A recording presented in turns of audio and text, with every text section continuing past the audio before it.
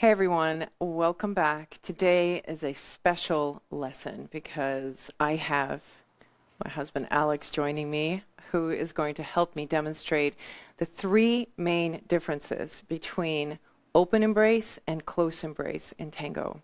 We haven't talked much about the close embrace technique, and so in this lesson, I'm going to give you some of the basics, some of the absolute essential things you need to consider when dancing in close embrace. But it's also the case that you're going to have to really test things out and try them with multiple people, because what's different about close embrace is you have a lot less room for error. So it takes a lot of subtle variations and adaptations in your embrace to be able to make it comfortable. So if you try close embrace for the first few times, and it doesn't feel easy or it feels a little bit strained in your body, just keep trying things, keep working it out, because once you get it, it's going to be really, really fun. So the first thing that I'm going to show you is that in open embrace, when we take it, we are pretty independent when it comes to our axis. So this is a common open embrace, and we've talked about it. Follower's hand goes on the leader's arm, and then the leader's right hand is on the follower's ribs. When we're dancing in this kind of an embrace, my job as a follower is to stay pretty much on my axis as much as possible, and all of our communication is really occurring through the touch through our arms. So one thing I've talked about a lot is that no matter where you are with your partner, we're always trying to keep the shape of the embrace consistent so that we're ending up in front of each other as much as possible. So this will be some of the rules for open embrace. And you can see that our distance sort of stayed the same throughout. Now, when we are going into close embrace, my axis cannot be completely upright, because if I do that, there's not a lot of space for us to move, and our feet are going to run into each other. So what has to happen in close embrace is that we come close to each other with the knees slightly soft, and I'm just going to lean a little bit towards my partner, and my partner leans a little bit towards me. That a little bit of lean creates connection through this part of the chest, and we have just a tiny bit of this kind of a triangular shape that's happening between us. So you'll see there will be a little bit of space left at the bottom. So we're starting somewhere here, and then when we lean towards each other, there's a little bit of space left. So right now, if my partner were just to start walking towards me, what my goal is going to be is to stay through my connection through the chest and follow the movement that his body is giving me and read the force of the pressure that his chest is offering me. The whole time I'm keeping the distance between us the same at the bottom. One way I also imagine this is that there's a little bit of like a marshmallow of air between us at our solar plexus, and I don't want to collapse into it.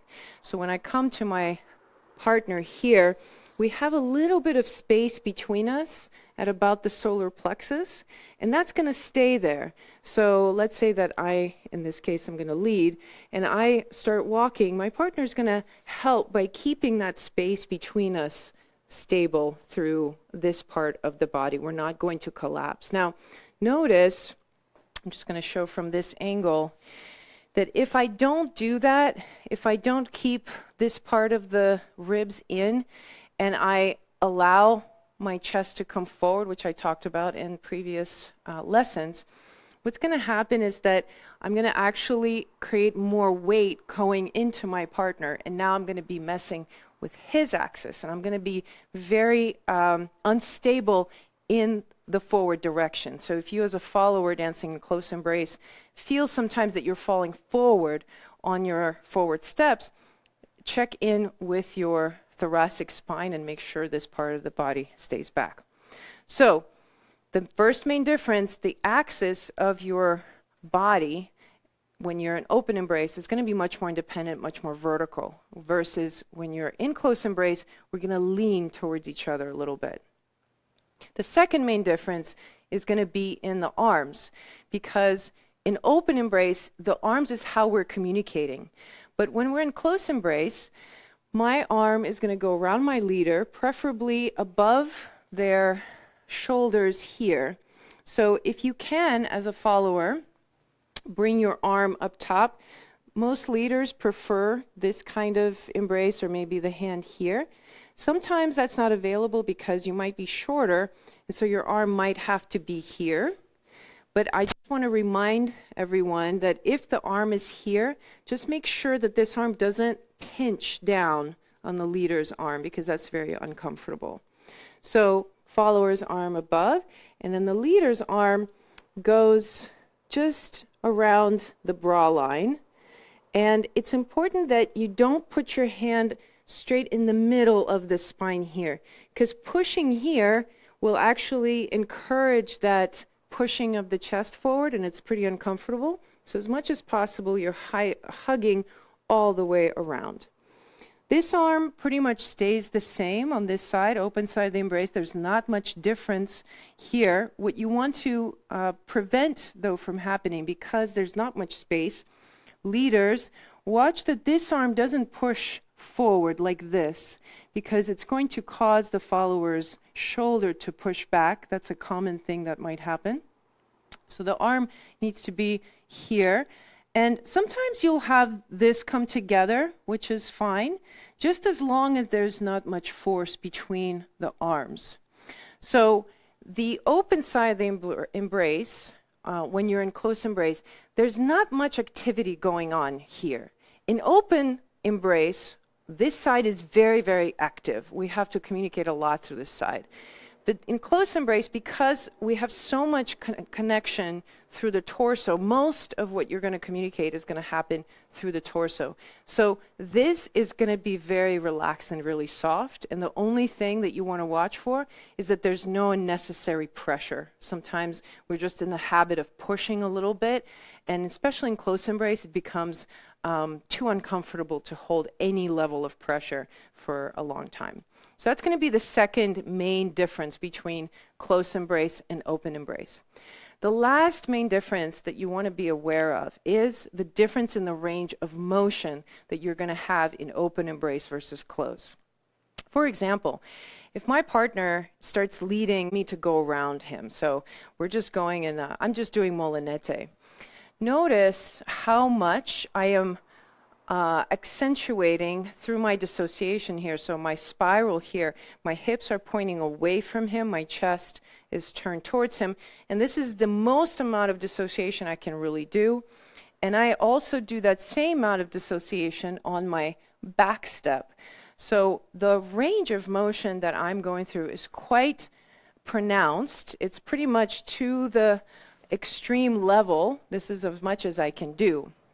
Now, if he were to lead the same step in close embrace, my upper body is actually fixed to his. My spine is very much connected to his. So I'm not going to have the same level of articulation through the movement. So as he starts going around, I'm going to do the same steps. I'm going forward, side, back, side, forward. And you see sometimes my forward steps is actually a cross, because I'm really trying to stay in front of him. Sometimes I'll articulate forward depending on what's being led.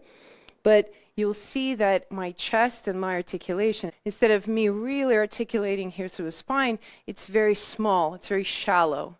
So in the open embrace, my molinete looks like this: forward, side, back, side, forward. In close embrace, my molinete is going to look like this: forward, side, back, side, forward. There's almost no articulation in the upper spine. So in terms of the amount of spiraling that you do, or you should expect from your partner, in close embrace, it's going to be a fraction of what you're allowed to do in open embrace. So if you're a leader, have that in the back of your mind, because you don't want to crank your followers' pivots and require them to over pivot when you're really holding them tight, which is a common mistake that I see when people start dancing in close embrace. When you're dancing in open embrace, those ranges are more available to you. So those are the three things: where your axis is, the use of the arms, and then your range of motion. Pop in the comments if you have any questions. If you haven't yet subscribed to my series and my channel, go ahead and do so. I post one of these every Saturday, and we'll see you next week. Ciao.